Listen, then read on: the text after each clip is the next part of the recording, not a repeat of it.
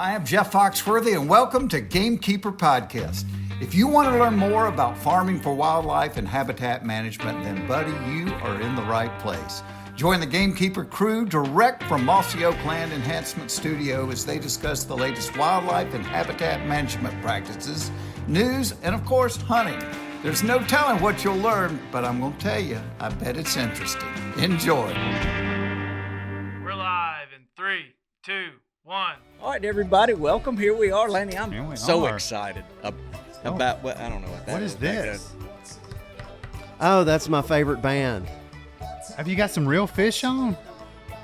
I hope not. Are we going to get in trouble for that? Copyright? No, we'll be fine. Lord, have All mercy. right. I don't. You know, they played a concert at Big Cypress for New Year's in 1999 when it went to 2000 at Big Cypress Reservation in South Florida. Oh, well, there you go. Where a lot of I heard about that one. Yeah. Yeah, Were you there? No, I couldn't go. Oh, I had some friends there. No, I heard no. that was pretty wild. Probably. Bobby, where were you? I don't know anything about that. Now, I might have wanted to go turkey hunting at Big Cypress, but not go down there and listen to a fish concert. So. Well, Let's get this back on track, okay? So, look, this is we've been planning this podcast for a while. Yeah. There's I'm so excited to tell everybody our guest. There's this phenomenal documentary that's been made called "The Path of the Panther," and it's about the wildlife corridor in Florida and the Florida Panthers. And you know, we somehow Panthers get brought up on our podcast more than On just the about regular, no doubt anything about else. it. We love talking about them. Our guest today, we've got Carlton Ward. All right. Here we go, and Tori Linder. all right. And Right. they're from this the Path of the Panther. I think it's the Path of the Panther Foundation. They'll explain all that, but I'm just so excited to be talking to these people I know. that are so passionate about panthers. Well, you know, I went to photography school a long time ago, and my goal was to be a National Geographic photographer. I mean, that was like my life goal. I didn't And know of, this. Of course, it didn't happen. I'm now helping to run a tree nursery, among other things. Yeah. But I'm talking to National Geographic people, and that's just really exciting.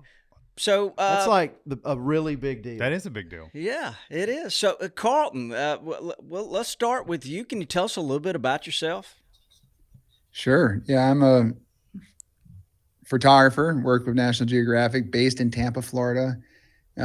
Like Tori, my family goes way back in Florida. I've got a lot of cousins who are full-time cowboys all throughout the Florida Wildlife Corridor today, and kind of spent my career trying to connect the two worlds of the coastal urban world with the rural overlooked world in Central Florida, and kind of got into conservation and wildlife corridors through that. Wow. So you're actually a National Geographic photographer. Would it be fair to say? Yes, I'm a National Geographic photographer and also something they call explorer, which just means a grantee. I've gotten funding from the National Geographic Society. Oh, wow. Fantastic. Yeah, that look, we'll get into more of that. So now we're looking at Tori Linder. Tori, tell us about yourself. Hi there. Such a pleasure to be with you guys today. I'm based in Miami, Florida, similar to Carlton. Grew up spending time on my family's working cattle ranch here in Florida and have been advocating for the land and water we all love in this state. I am formerly called an impact producer. So I work at the nexus of storytelling and policy to ensure the communications we're producing result in meaningful change for our land here in Florida. Well, that show was insanely good. I watched it a couple of times and I want to watch it again. Everything about it was just on point. It was fantastic.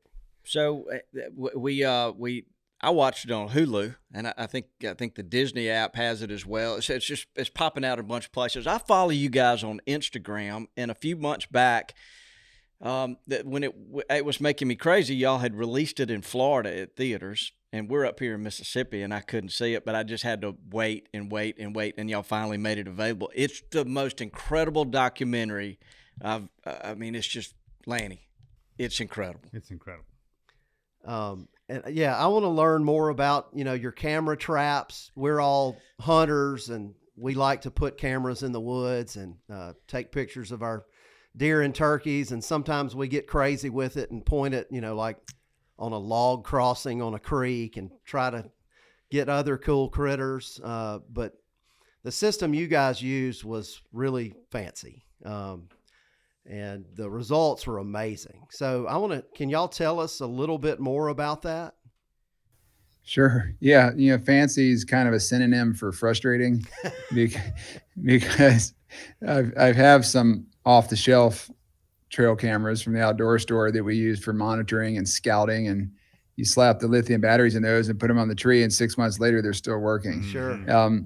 Our cameras, it's kind of a different deal. We either running a Sony mirrorless camera, a Nikon DSLR in a waterproof box, custom infrared trigger systems. We work with a company called Cognisys now that makes kind of systems based, where when we started out, we'd be sitting out in the swamp braiding 3-strand wire together, building like a Christmas tree of wires in the swamp to carry the signals from the triggers to the cameras to the flashes and try to somehow get it all to work at the moment an animal comes through. Now we've got some wireless systems, which helps, but we're basically picking a spot on a trail like you would for any kind of trail camera, but trying to do it in a way that communicates something about the environment and the habitat where that animal lives, often using a slightly wide angle lens. So you're up close and getting a lot of detail. And then, for the still photography, it's just a single moment that you're trying to capture. So we have infrared triggers that are separate from the camera, either active laser beam or passive infrared, like a cone motion detector, different tools for different setups. And then it's all about setting the stage and waiting and waiting and waiting and waiting. Because with, a couple months go by, you get a picture of a panther, you're like, awesome. And then you're like, oh yeah, I've got to get a National Geographic caliber picture of a panther. That means I've got to have some emotion. I have to see one of the eyes.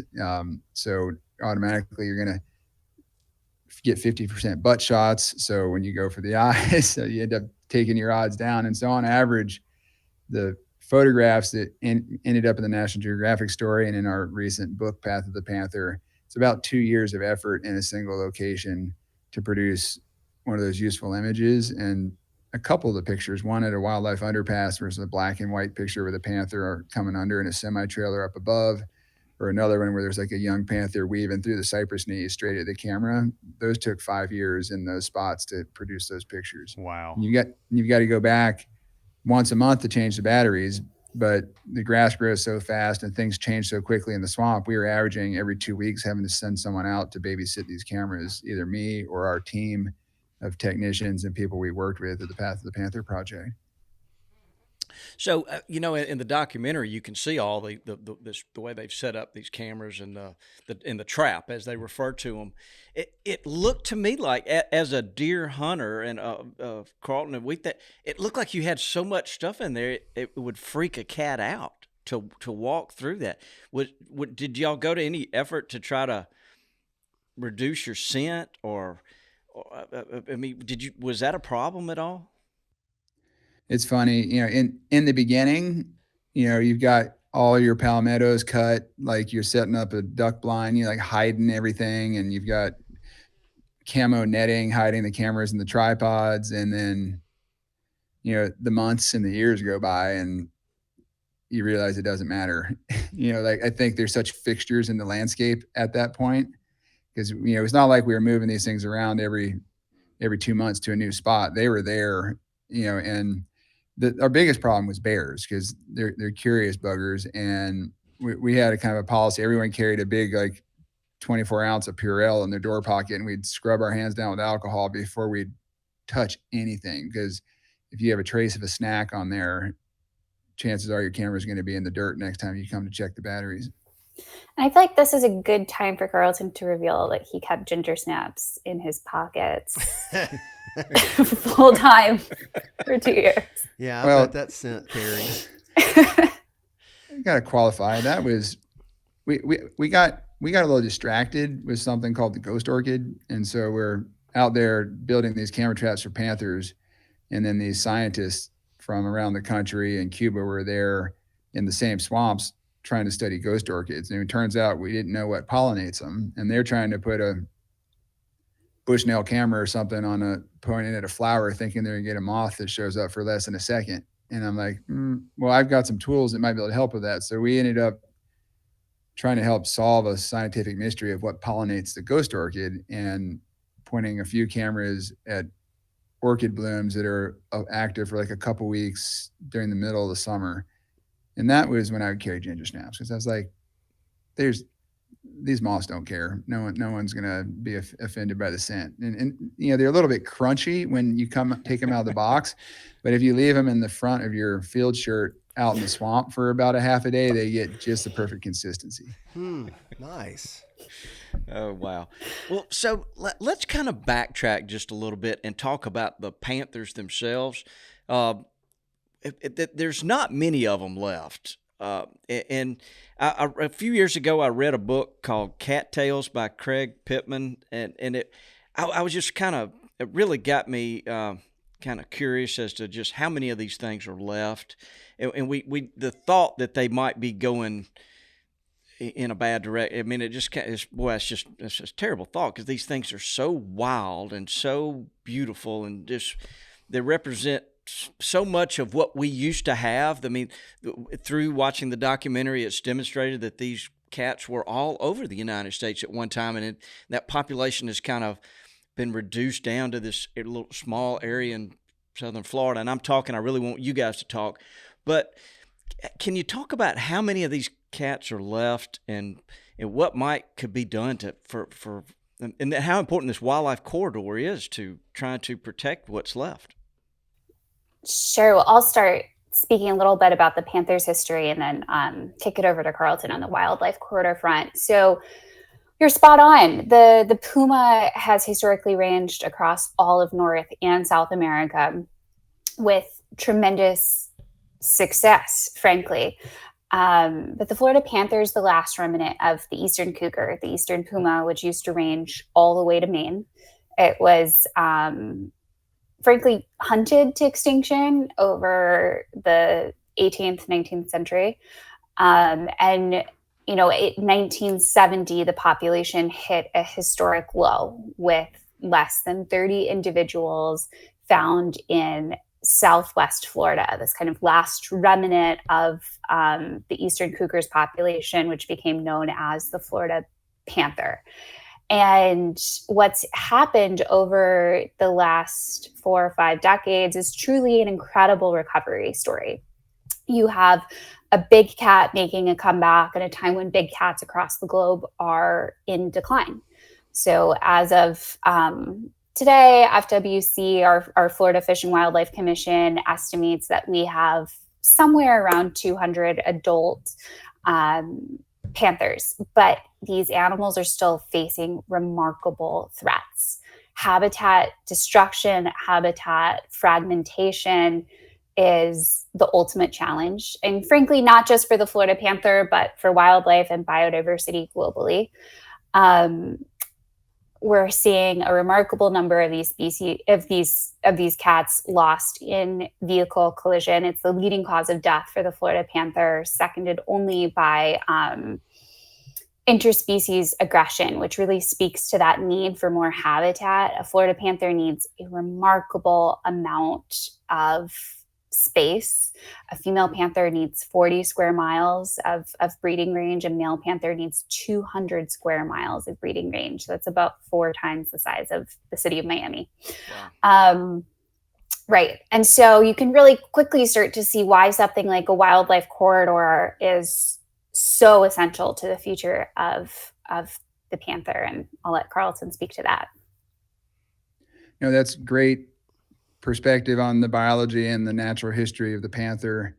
And, just to reiterate, like Tori said, those 20 panthers that were existing and discovered to still be in the southern tip of Florida in the late 60s, 1970s, that was the only breeding population east of the Mississippi River at that time, and still is today. Like the only female pumas, female panthers in known existence east of the Mississippi River are still in southern Florida. And a big deal happened in late 2016 because there's a river called the Caloosahatchee that runs from Lake Okeechobee over to the Gulf Coast at Charlotte Harbor near Boca Grande. And that had been the dividing line. Male panthers had been wandering the Florida Peninsula and beyond in recent decades. That 200 square mile home range, the fierce competition, it pushes any young male born down south to go try to find its own territory.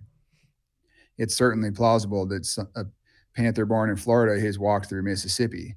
There was one shot by a hunter on latitude with Atlanta over by the Alabama border 11 years ago. And it had a pit tag where it is traced to a litter of panthers. It was born in the Ocallacoochee Slough State Forest in South Florida. So that's maybe unfortunate that panther was lost, but it tells the story that there was still like enough connected green space for a cat to get from the Everglades to Atlanta. So that's a positive side. The goal now is for the female panthers to move further. And Tori mentioned the numbers are up to 200 to be considered no longer endangered. The recovery plan calls for 3 populations of 240 or more panthers. So we've got to like roughly triple the panther population for genetic stability. The only way that's going to happen is having access to 3 times as much land. So it has to no longer just be the South Florida panther. It has to be the Florida panther once again. And that's going to mean a breeding population in the northern Everglades, closer to Orlando, breeding population in the pine woods of Ocala National Forest and the northern peninsula, all the way through the panhandle and beyond. I mean, ideally there would be panthers recovering historic territory throughout the Southeast, and that would give the genetic diversity to keep the species healthy and alive. Oh, wow. Wouldn't that be? I mean, that's what needs to happen. Oh, for sure. We just need more big areas that are relatively undisturbed and people to contribute to that. And we need states to go on board with it. You know, that's just so important. Those corridors and having big chunks of relatively undisturbed land. So what about, what does constitute good habitat for panthers? I know you guys are down in the swamps of southern Florida, but you know, a long time ago, they were just about everywhere. So what would be considered ideal habitat?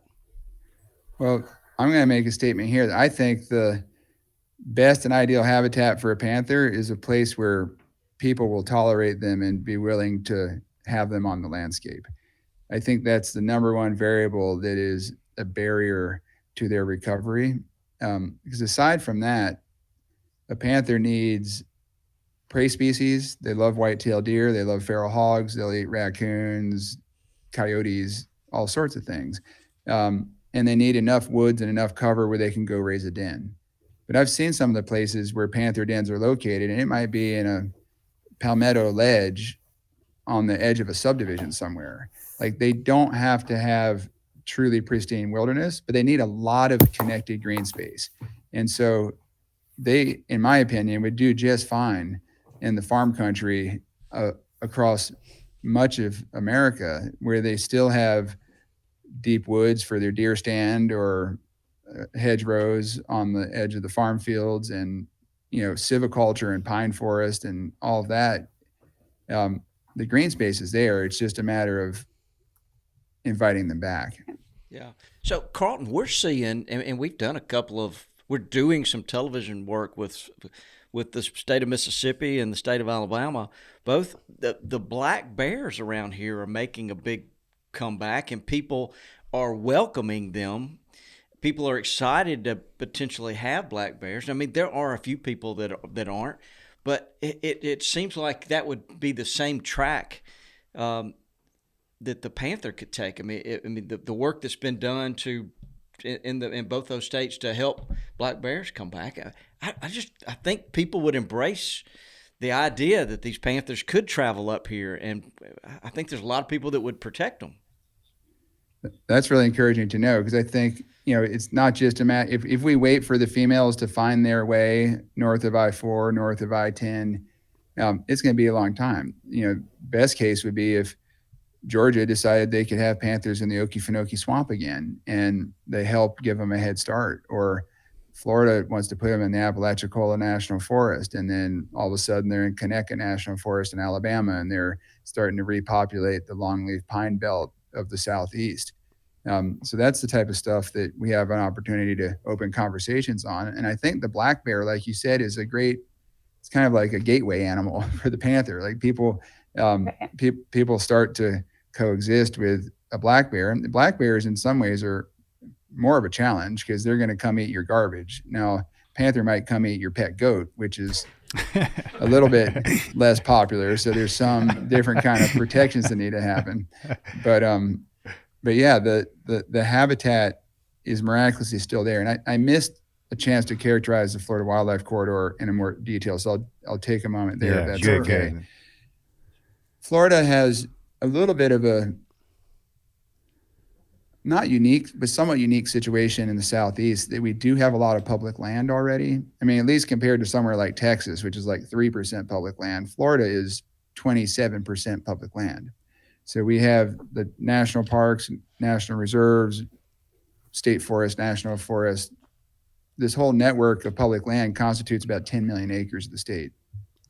The Florida Wildlife Corridor, as we got designated in the Florida Wildlife Corridor Act in 2021, is 18 million acres. And so it's about half the state of Florida by landmass, 10 million of which are already protected as public land. So you have these stepping stones of the corridor. If you're coming out of the Everglades moving north, you have these big patches of green that hold most of the state's wildlife, or a lot of the state's wildlife. But with our development pressure, it's the farms and the ranches and the timberlands that are the green space that holds all that together. And those are the things that are getting converted to housing and development at a pretty alarming rate. So the goal of the Florida Wildlife Corridor is to have this protected network of public conservation lands and private working lands that are under conservation easement or some form of long-term protection. And so you end up having this connected whole that works. And conservation clearly doesn't stop at the Florida line. And so from Georgia to Alabama, it's exciting to think about ways that connected landscape can continue. When we talk about these wildlife corridors, of course, wildlife is at the forefront of the conversation because it's so vital for their protection and future. But these corridors are also protecting the green infrastructure we as humans need to survive. They're also protecting so many vital pieces for our economy. I mean, here in Florida, if we don't protect the Florida Wildlife Corridor, we're potentially looking at losing economies of scale for our agricultural sectors. And that's putting our timberlands, our cattle ranches, our citrus groves at risk of being lost to development as well.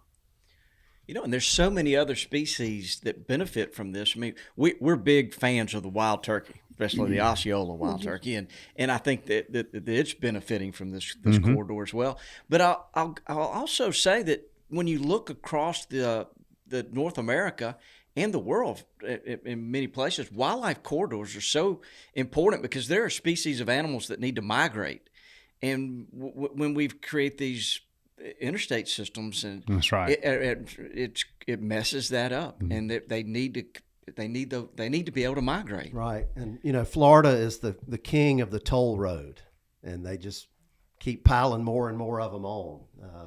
And that was hit on the show, and how important it is to quit segmenting our land so much. Yeah. I tell you, there was a shot that you guys did in that documentary. It was a time lapse showing undeveloped Florida around the edge of some communities. The time lapse showing homes being built and wildlife habitat being lost. It was pretty eye-opening, Lanny. It's incredible how. However y'all did that, my hat's off to you, because that told a very, very vivid story of what's going on. We had a combination of kind of shots like that. Some were just drone aerial imagery that showed the intensity of new sprawl up against the edges of wild places. And then the editors of the film and our partners at Grizzly Creek Films were able to take Google satellite imagery and you can rewind the clock back to like the 1970s or 80s, and you can play it forward like a movie, and you just watch the development marching in. And so it was a mixture of live video versus satellite imagery that kind of painted that picture of how fast it can change. The ability to go do that on Google Maps is not unique to Florida. Our challenges are particularly acute to some degree as a peninsula, but the science is clear that we need to protect wildlife corridors across this country. The Nature Conservancy, under the leadership of a scientist named Mark Anderson, have done incredible work mapping a network of resilient lands across our country. And we're starting to see other states really take great stride in passing legislation to protect corridors. In the West, in particular, in Wyoming, we've seen a lot of progress towards the protection of migratory corridors under the leadership of Arthur Middleton and others in the last year. That's great news. And I see this more and more. It seems like people from both sides of the fence, this seems to be more of a bipartisan movement where, people are coming together to work on these things. Definitely. I mean, we're talking here about the things that we as humans fundamentally need to survive, but we're also talking about something we as human beings all want, which is a healthy and vibrant natural environment to call home. And in Florida, we're gaining 1,000 residents a day. I would argue a lot of those people are coming here because of our land and water, because of our beaches. And they certainly don't want to be a part of their destruction either. Yeah, that's a tough situation. I mean, people have to live somewhere. And Yeah. They have to live in a house. And so we're talking bad about something that we have to have. And Florida's a great place to live. And it's a difficult conversation to have. There's still time and there's still room to accommodate people and not do it in a way that cuts nature to pieces. And that's the opportunity. And we're doing it right now in an incentive-based approach where, ranchers and farmers who want to do conservation make the resources available for them to sell a conservation easement. And it effectively steers that development away from those sensitive areas and pushes it closer to existing urban areas. And so that's kind of the balance that we see, is having thriving urban cores with suburbs packed a little bit closer, fewer brand new greenfield developments where you pick a place in the middle of nowhere and decide it's going to be the next city, because that makes it harder for things to fit together. But there's a lot of room to have the growth and have the preservation still. Yeah, we can choose where to live in a less sensitive area. Carlton, are y'all able to, are the ranchers down there, are they supportive of the Panther project? Because it seems like if you went back in time, they probably weren't as supportive and maybe even trusting of what people were wanting to do. That's a great question. There are lots of ranchers in Florida with a lot of different attitudes towards the Panther. So I can't characterize it in one brushstroke. But compared to the past, I mean, the reason we don't have Panthers in the East is largely because of people who didn't want conflict with livestock or perceived conflict with livestock. But one of my favorite characters in the film is a man named Elton Langford. He's a multi-generational Florida rancher. I think he's like 11th generation, going back to the Spanish, and real cowboy. And he kind of sums it up that the rancher and the panther are both endangered species, because in the face of the development pressure that we're seeing in Florida, what happens for the panther happens to the rancher too. And he goes on to say that people aren't going to spend millions of dollars to save the cowboy, but they'll spend millions of dollars to save a future for wildlife or an endangered species. If he and that cat can get along, that rancher benefits, because ultimately it can help motivate the policies that are going to save a future for agriculture in our state. Wow. Yeah. I mean, and we subsidize farmers and things like that. You would think we could come up with ways to subsidize for, lost livestock if that's the case. not does exist. So it's something called Payment for Ecosystem Services PES. And we've seen a few different mechanisms being tested out in Southwest Florida around panther predation. It's going to be key to figuring out the recovery of this species in the long term. I mean, at an anecdotal level, my dad always says he'd rather have one panther than 10 coyotes on the ranch. And you know, that's due in part to how they hunt. And so there's definitely incentive for that return of the panther, but that's got to be balanced out with ranchers being compensated for their losses as well.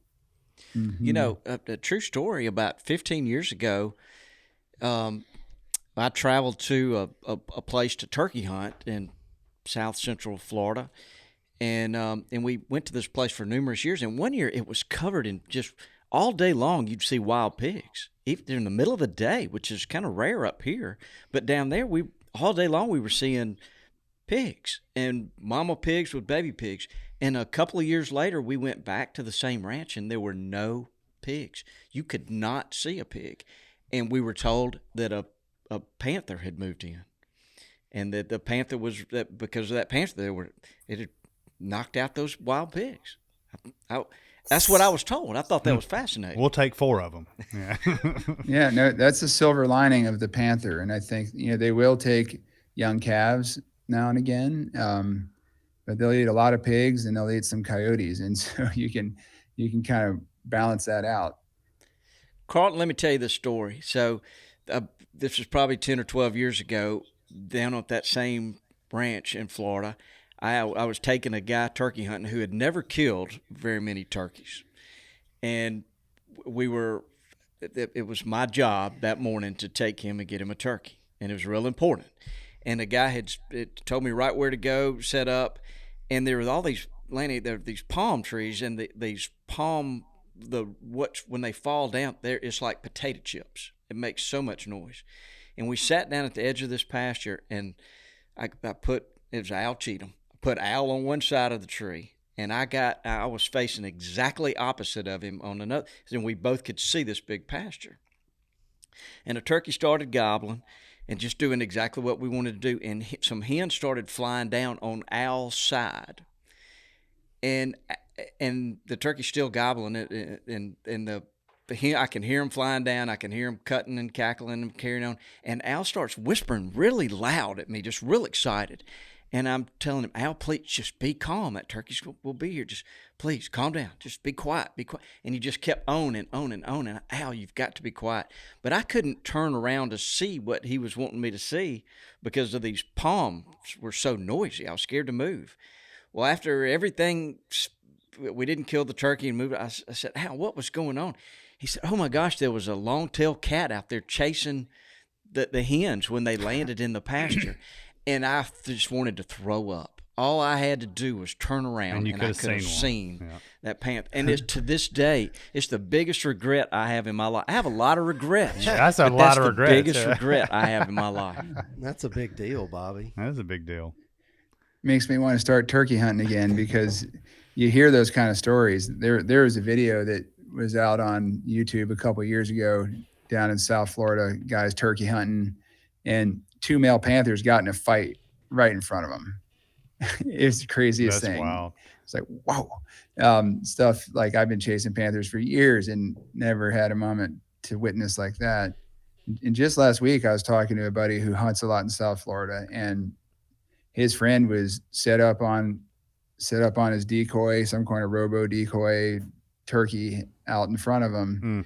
And a Florida panther had snuck up behind him. He never heard it, never saw it coming. And it literally jumped over him and landed on his decoy and like started attacking the decoy. And he was like locked eyes with it, like, 10 feet away. And he said he shot a shotgun off at like a 90-degree angle, and the thing jumped 10 feet in the air and disappeared. Wow. Well, our own Greg Briggs. It just happened to him. Was a couple of years ago. Yes, we've got some footage, guys, that we could share. I'll send you in an email, but it's on our Instagram page, where a guy that works here was scouting for turkeys, and 2 panthers just kind of walked up on him Yeah. and then laid down and watched him. Yeah, just laid down and watched him. Whoa. It was pretty wild. Wow. It scared him to death. Yeah, it did. It did. So we were talking about the pigs and how they actually seem to benefit the panthers as a food source. Are there any other like non-native or invasive species in Florida that do not benefit panthers?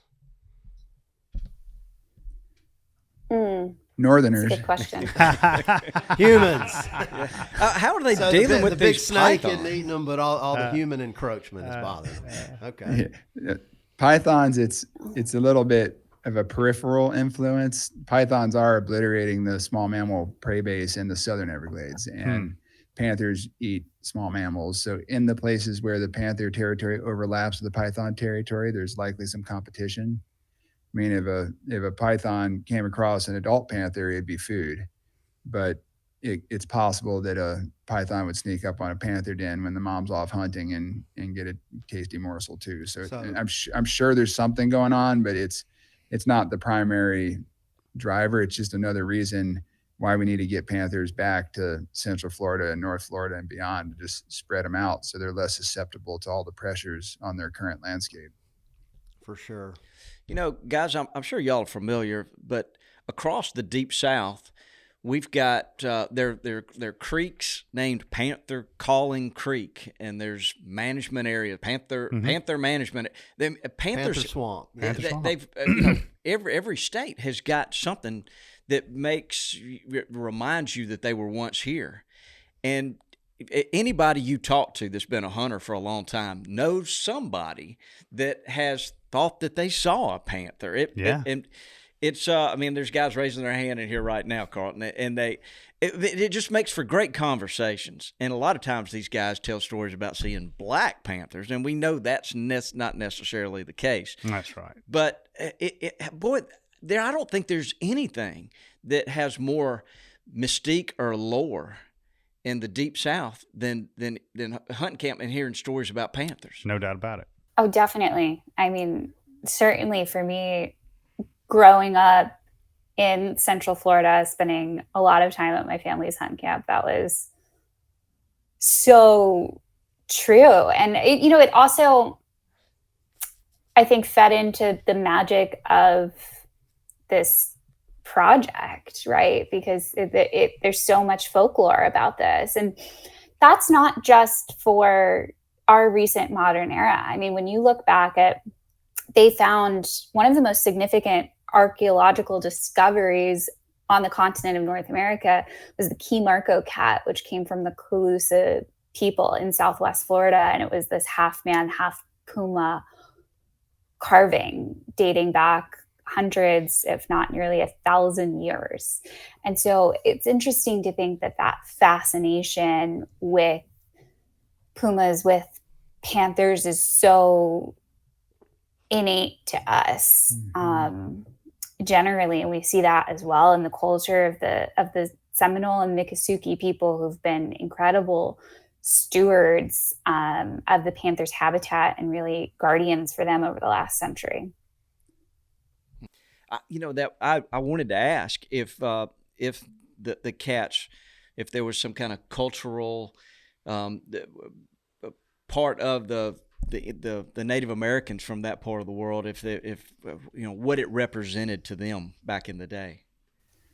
Hearing you talk about the names of those management areas and places referring to panther in the Deep South, it reminds us that, the Creek people, the ancestors to the Seminole and the Miccosukee, were living in those lands. And the Miccosukee and Seminole, which are Florida's native tribes living today, they have the Panther clan, which is their most powerful clan. It's the home to the medicine people within that tribe. Well, they didn't start the Panther clan when they arrived at the Florida line in the 1700s. They had the Panther clan going back to their original homelands throughout the Southeast. So, that is deeply rooted in their culture, because it was deeply rooted in those places. Wow. I love hearing about that. Oh, yeah. Oh, that's neat. When you guys want to do a project like what the path of the panther. National Geographic just seemed like the perfect place to go, but how important to this overall project was the National Geographic? It was really important. I mean, aside from being like a personal ambition of mine to have a feature story in National Geographic that took till I was 45 years old to actually accomplish, it's also a uniquely powerful brand and platform for this type of communications. There are very few highly regarded media brands left in the world that are truly bipartisan. And our ability to share a story that was equally embraced by anyone across the political spectrum is a testament to kind of the universal respect that the National Geographic brand still holds today. So that was a big part of it. And a lot of expertise. I mean, there are programs within the National Geographic Society working to save wild places and oceans around the world. And, we were able to develop our political and communication strategies for Florida in consultation with folks at National Geographic and their Impact Story Lab and other places that helped kind of lend a lot of strength to what was already a strong story for Florida. Well, I think respect is a big word there when it comes to. So were you guys working with National Geographic when this happened, or was this an idea that you pitched to National Geographic? It was both. I mean, I got my first grant from National Geographic Society in 2011 for the first Florida Wildlife Corridor expedition. I founded that project in 2010. The science had been there for decades. People talking about an ecological greenways network and needing to connect up the landscape. But my contribution to that was, let's name it Florida Wildlife Corridor so my mom will know what we're talking about. And to start building that foundation, we did expeditions through Florida, films for PBS, other books, but kind of trying to put this concept on the map. National Geographic invested in multiple grants across multiple years, including their first grant for the Path of the Panther project in 2015 that became the foundations for the magazine story and then later the film. Okay. Good deal. So the conservation easement concept makes a lot of sense. And as I get older, I realize more and more how important, making a difference is in our individual lifetimes. And so I think it's a good idea for any landowner to seriously consider doing something like that because, I want to be remembered when I'm gone and I'd like to think that I'm doing things that make a difference. And it's not always, monetary, but putting your land in an easement is going to keep it from being developed. And that's a big deal. And I think people need to consider that more and more. Is that how the connection in the wildlife corridor works with private lands, is through conservation easements? Yeah, the conservation easements are a huge tool for saving the Florida Wildlife Corridor. I estimate the vast majority of the protection needed across the next decade can be accomplished with conservation easements. There's certainly going to be cases where we need to buy public land. That's when the landowner might not be in a position to keep owning it into the future and they need to sell, and purchasing it for the public is the only tool left in the toolkit. Mm-hmm. But the vast majority of what we need to accomplish can be done through easements. And take, for example, next week, May 23rd, there's going to be a meeting of the governor and cabinet in Florida. 6 times a year, they get together and they vote on, one of their orders of business is voting on properties that are up for protection within the Florida Wildlife Corridor. At next week's cabinet meeting, there are going to be 13 different properties spread across the state, from the Pine Woods, the Panhandle, down to the heart of the Everglades, that are being considered for conservation. Of those 13 properties, there's one that's a straight acquisition by the state. The other 12 are conservation easements with farmers and ranchers. Great. That's good news. Yeah, it is. Is any of them in particular in a better spot than the others that you guys are really rooting for? They're all in great spots. And the good thing is, by the time they get to this stage, by the time they get to the governor and cabinet, they're so well vetted and under contract that they almost always go through. So there's a high probability there will be another 40,000 acres of protection that gets announced next week. And all of the pieces are exciting. One of them is a beautiful stretch of habitat in an area called Fish Eating Creek that is really key to the recovery of the panther right now. Females have been detected in the area. There's others that are the last remnant piece of old growth longleaf pine in a certain stretch of Ocala National Forest, and the list goes on. But that's one of the things that we do at our team. Tori and I work with a impact media company called Wild Path. Path of the Panther project is our kind of key project. But another thing we do is send out photographers and videographers to tell the story of all the land that the state of Florida is protecting, to try to keep the movement growing and keep everyone's excitement up for saving more land and, finishing the job of saving this corridor in the coming decades. That's fantastic. Yeah, it is. In fact, we have a national wildlife refuge in Mississippi. It's in the Mississippi River Delta, and it's called Dahomey National Wildlife Refuge. But there is a pocket of agricultural farms between Dahomey and the Mississippi River that also has a lot of really good black bear habitat. And I lived in that area for a while, and I've always wanted something like that, a corridor to happen between Dahomey and the Mississippi River. And then maybe someday it could move on and connect more. It follows a Highway 82 corridor. And it would be neat to see this become contagious in other states. And I was also going to mention, I was reading like your acknowledgments and such, and I didn't see Disney anywhere on there. They've got a lot of land that I would think would be in a good area. Have you guys worked with them any? Disney has a great legacy of conservation, and they sit in a really critical part of our state, truly in the headwaters at the Florida Everglades.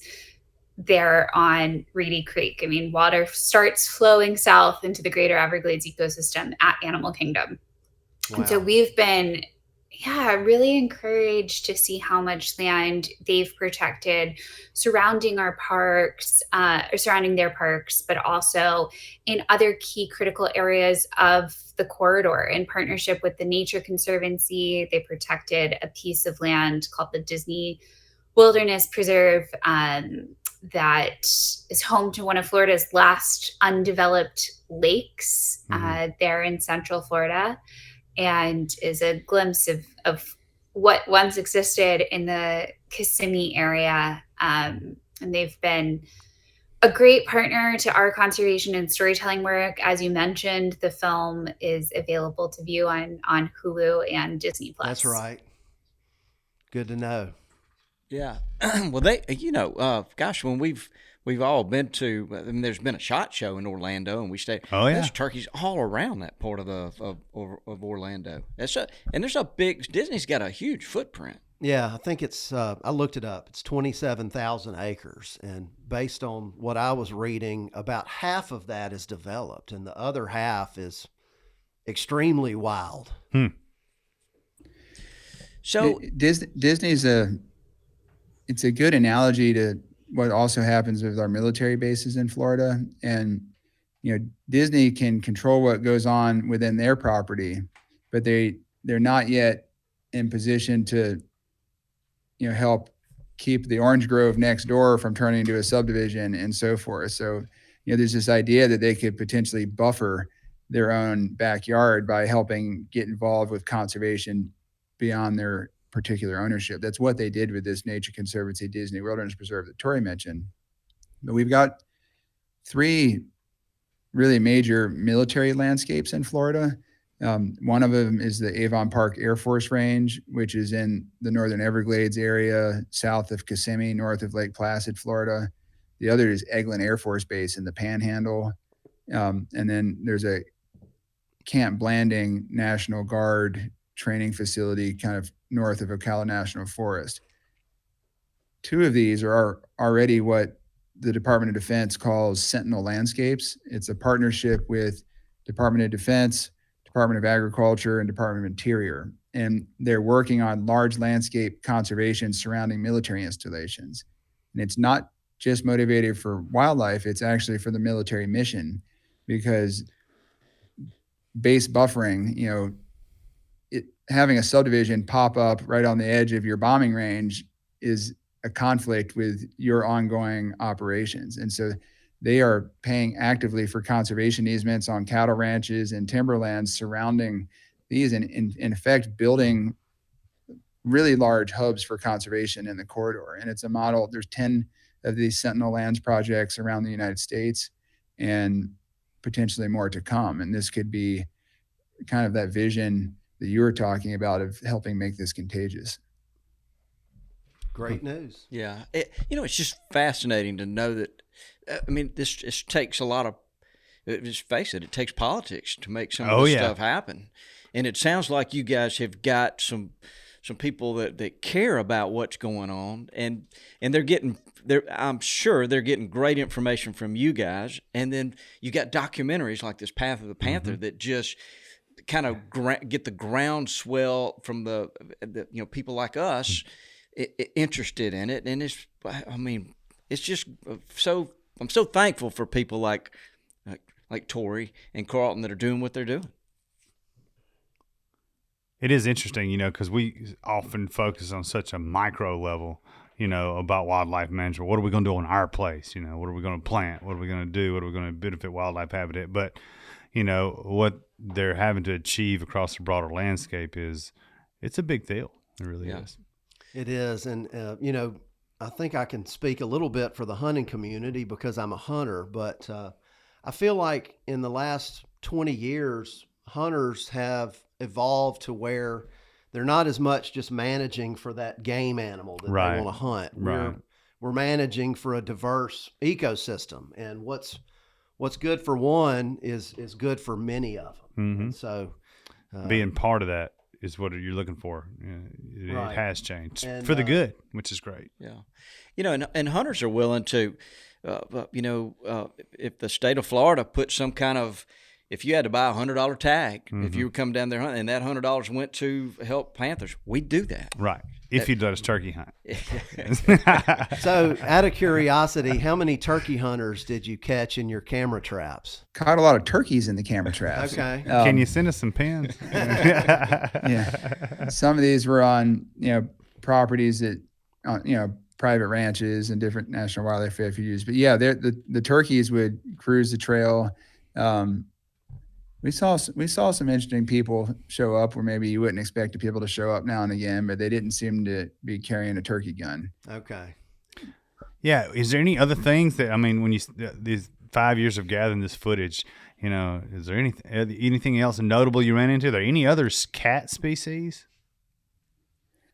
We see a lot of bobcats, which are really beautiful and nice to show up on the cameras. And we endured some crazy stuff, and we had Hurricane Irma in 2017 drown a bunch of our cameras. We got some burned up in a wildfire. We got some stolen that I think maybe were catching some people doing illegal palmetto berry harvest and didn't want to have the evidence on hand. I actually had somebody shoot one with a .223 round, which was a little bit frustrating. I imagine so. The landowner gave me permission to put it on the fence line, but I don't think he communicated to all the hunters using the property that he had given permission for the camera to be on the fence line. So someone was defending their privacy. That was painful to see all those cameras get flooded. We're not talking about $100 trail camera here. No. We're talking about a top of the line SLR and all these other crazy things attached to them. I bet that hurt. It did. But what was cool is the memory cards are water resistant enough. There was still some cool stuff hidden on those cards once we pulled them out of the swamp. So Still glad we left them rolling, but it still hurt. That's good to know. Hey, Tori, could you tell us a little bit about yourself? I heard back earlier you mentioned growing up and going to the hunting camp. Did you are you a hunter? Did you grow up hunting? I am not a hunter today.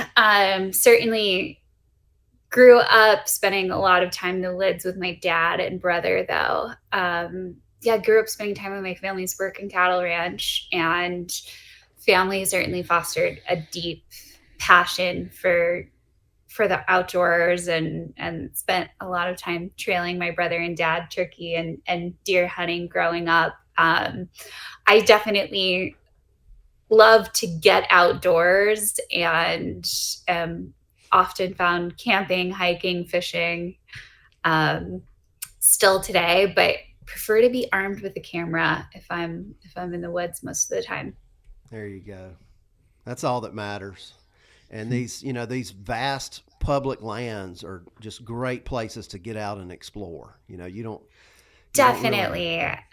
All the older growth stuff is just beautiful, and you can pick a new spot every time, and I love private land too, but you're limited to that one space. So having these big, vast public lands is great. As a conservationist, I don't see a community with a deeper love of the outdoors or wild spaces than the hunting community for exactly that. At some level, you have to love just being out there, to go and spend that much time and studying these animals as well, and getting to know their movements and behaviors.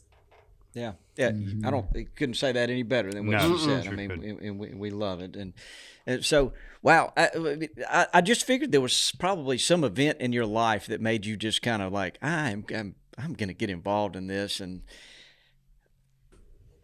So similar to what you're talking about with land management, I definitely grew up watching my family really manage for wildlife and a healthy ecosystem. And we carried so much excitement if we saw a black bear walk through, or, gopher tortoises were calling the ranch home. That meant the ecosystem was healthy and something was going right. For me, I think that passion for land and conservation, I became fascinated with working in the context of Eastern and Southern Africa, which I think happens for a lot of people interested in conservation. We think of conservation as something that happens halfway across the world, whether it's in the Amazonian rainforest or the Serengeti. So I spent my early and mid 20s in sub-Saharan Africa, working for Conservation International in South Africa, Kenya, and also in Rwanda. Had such an incredible experience, but then every time I'd get on a plane and come home and look out that window, similar to Carlton, would realize that another corner of my own backyard was missing, and that frankly it was somewhat hypocritical for me to be working on conservation at the time in northern Kenya while we were losing the Everglades to shopping centers and subdivisions and things that definitely weren't necessarily as sexy or exciting in my mind to be working on, but equivalently important.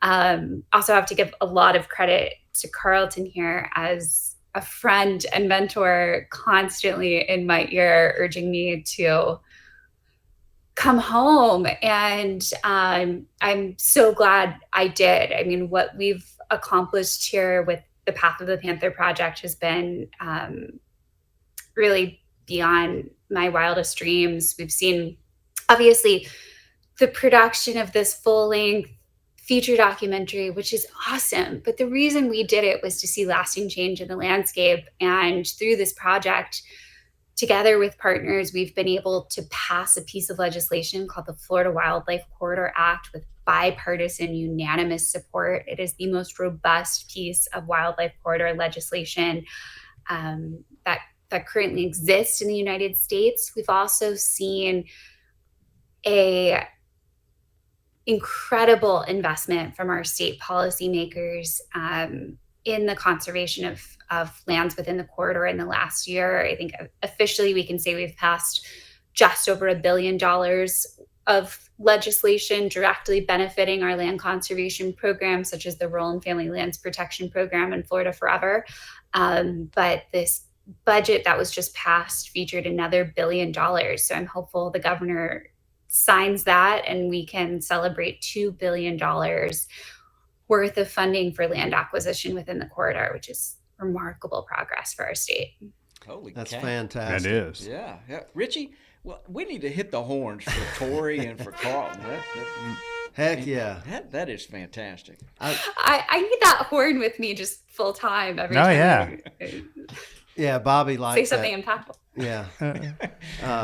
I'm just grateful to hear folks that are passionate about making a difference. You know, you chose to do this with your life and make a difference. And it's just so fulfilling. I'd like to think I'm making a difference as well. And I just want to encourage, especially our younger listeners that are thinking about what they're going to do when they grow up.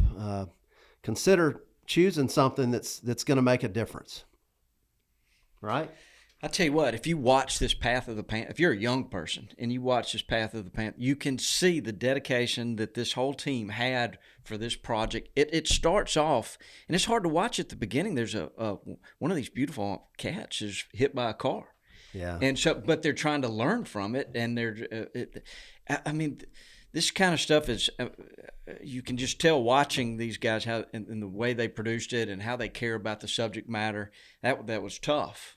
And then they had a whole team of vets, and they're learning about it. Laney, they had one of the cats that they repaired its legs and with just like you would a human person's leg. Oh, yeah. Rehabilitated this cat, and it's just. And then it went out in the wild and started catching deer and stuff. Watching it run, you just wanted to stand up and just cheer. Hoorah! Yeah. It's just great. Look, I want to make sure. So let's tell the websites and the Instagram pages. People need to follow y'all, please. What would be the first Path of the? I follow Path of the Panther, I think, on Instagram. Yes, at Path of the Panther on Instagram and Facebook, as well as Carlton's page at Carlton Word. And then if everybody listening could take a moment to go visit pathofthepanther.com and hit that take action button, sign our pledge, which will also keep you up to date with ongoing calls to action that we're going to have over the coming months. We have some really critical pieces coming up for the corridor, and every voice counts. Does not matter if you call Florida home. Federal policymakers need to hear that you care about the future of the Panther and the future of this landscape. And then help us get the word out, help us share this story with the world. We are going to have comprehensive educational curriculum coming later this fall that will be applicable for classrooms all across the country as well. So really could use lots of help sharing this message. Absolutely. Carlton may have some great thoughts to add on that. Yeah. No, you said it all. I'll say the website again, pathofthepanther.com, and it's where you can take action and also see the links to the film and the new book and kind of get involved with the project. And if I may, I'll just also add something that I think is so important. You know, you watch a film like Path of the Panther, you open an issue of National Geographic, and it's really easy to get distracted looking at pictures of people treading through swamps like we're doing, or trapezing through rainforest and Amazonia, and think, how do I become a conservationist? How do I take action in my own backyard? And the reality is we all have such an important role to play. And the most simple actions make a huge difference. I don't care where you call home in this country, showing up at your county commission meetings and advocating for the protection of your wildlands matters. And I would just really urge everyone to think about what they can be doing in their own backyard, and this community of all, my gosh, is doing so much to advocate for that. Well said. Yeah, we agree. Yep. Well done. So, look, Laney, have you got?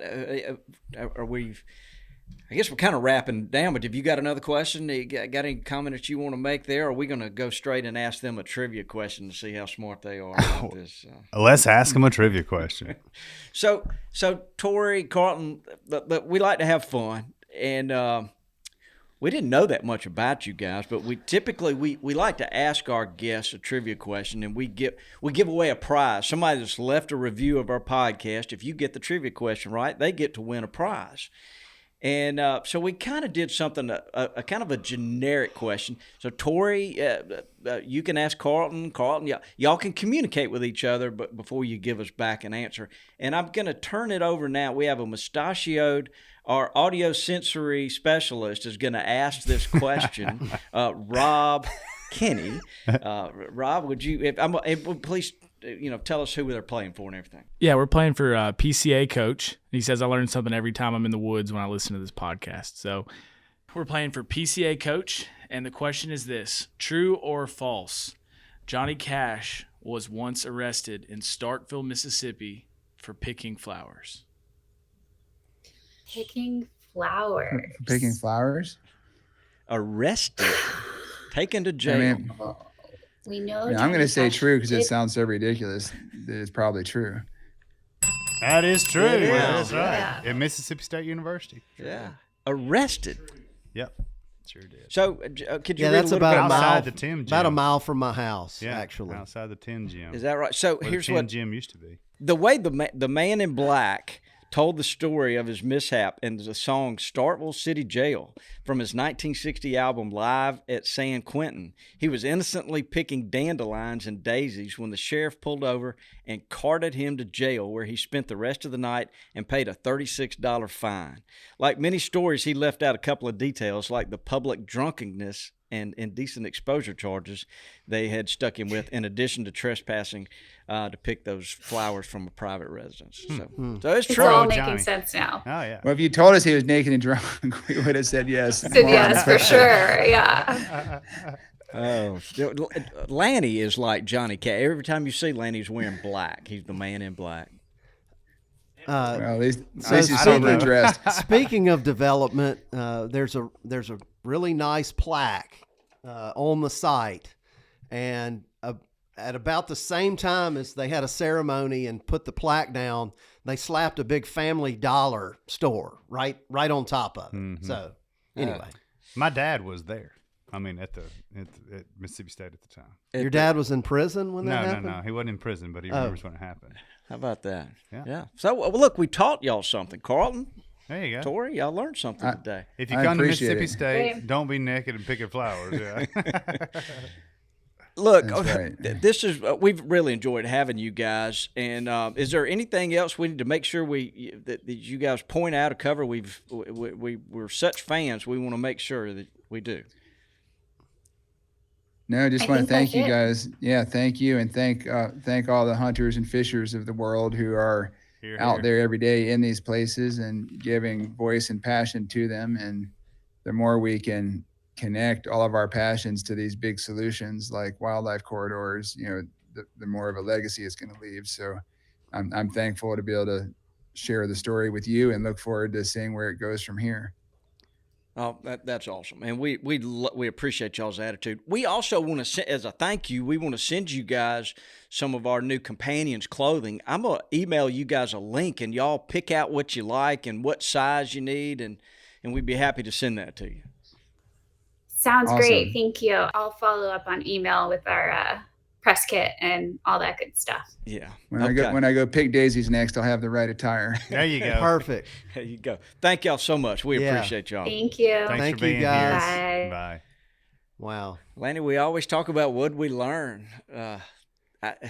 There's a lot of effort goes into it. 5 years to get Oh some yeah, of those I mean that shots? is a long-term project. Been hearing about the wildlife corridor for years and seeing it put together, and like Dudley says, using that as a model for where we need to do in other places too, because Florida is a very unique state. I mean, it's People think of Colorado or Wyoming No, as Florida rural, but Florida has more sportsman obviously opportunities, I think, probably than any other state. So it's really cool to see, them trying to move the bigger pieces of the puzzle, You know, it's like I was talking before, we get so focused on, I'm worried about my clover.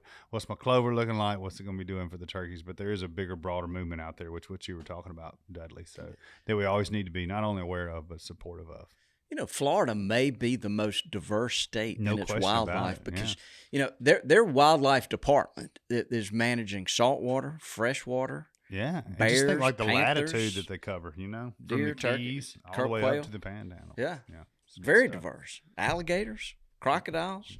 Crocodiles. I think they've got some saltwater crocs in part of Florida. Mm-hmm. They do. I know they do. Sea turtles. Yeah. American crocodiles. Wow. So, look, I wanted to, you know, we didn't get to talk about blood on the biologics. It's brought to you by LS Tractors, but did y'all have anything that you wanted to throw out there? Oh, man, yeah. I mean, if you know, it's. Well, while you're pulling that up, did y'all, you know, a few weeks ago we did a podcast with Nature is Metal. Mhm. And over the Mother's Day weekend, they did a post that just really amazed me. It was a video camera that was on an osprey nest that was getting hit with hail. And this mother osprey laid there and spread her wings and protected and covered them up. her eggs. And she's just getting pounded by this hail. It was so touching just to see how she hung in there. And Mother Nature. it really, Yeah, it gave me chill bumps. It really did. It's good. Y'all should go check that one out. I've got a blood on the biologic. Charlie Kuhn just All finished right. his U.S. Super Slam. Nice. Finished his 49th state this year. He'd been doing it for 4 or 5 years and knocked it out this year. He's with the Chasing 49 guys. 49. Wow. I want to 49 do that. states. I've got 2 states under my belt. I don't know how many I've got. Yeah, I got about 10. I counted them one time. I know I killed one in Utah and you didn't. Yeah, you did. Sure did. That hurt my feelings. You had to bring that up. You killed a turkey with a mustache. But did you have a blood on the biologic? Well, no, not really. All that. I mean, all that. I didn't know if you wanted to talk, you know, do some LS support talk a little bit.